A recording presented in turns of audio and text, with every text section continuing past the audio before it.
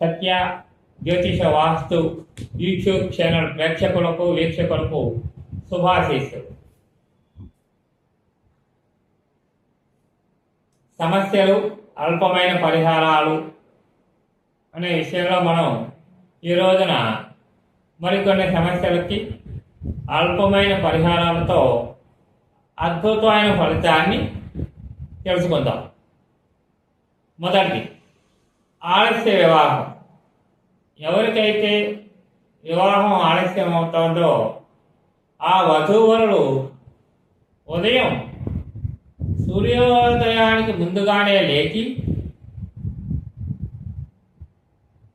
తమ చేతులను ముందుగా చూసుకొని పిదప తమ మొహమును అద్దంలో చూసుకొని దంతధావనాథులు కాలకృత్యములన్నీ తీర్చుకొని శుచిగా స్నానం చేసి పిదప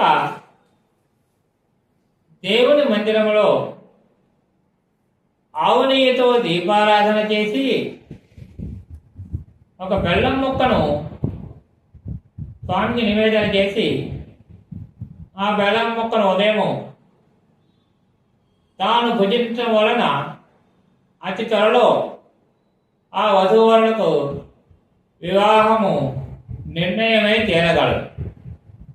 మరో పరిహారం, ఆలస్య వివాహములకు సంబంధించింది ఈ పరిహారం కూడా. ఎవరికైతే ఉదయం లేచి దీపారాధన చేయటం అనే పద్ధతి అవకాశం ఉండదో అటువంటి వధూవరులు ఒక మారేడు మొక్కను తీసుకుని వచ్చి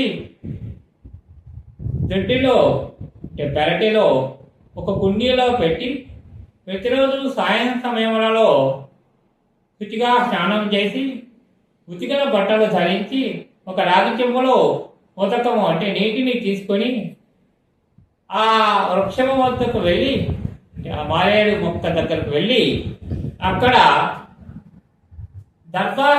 దర్భచాపపై కూర్చొని ఓం నమ శివాయ అనే పంచాక్షరి మంత్రముతో ఆ వృక్షమునకు 128 సార్లు అభిషేకము చేసి స్వస్తి చెప్పుకొని తిరిగి ఇంట్లోనికి రావాలి.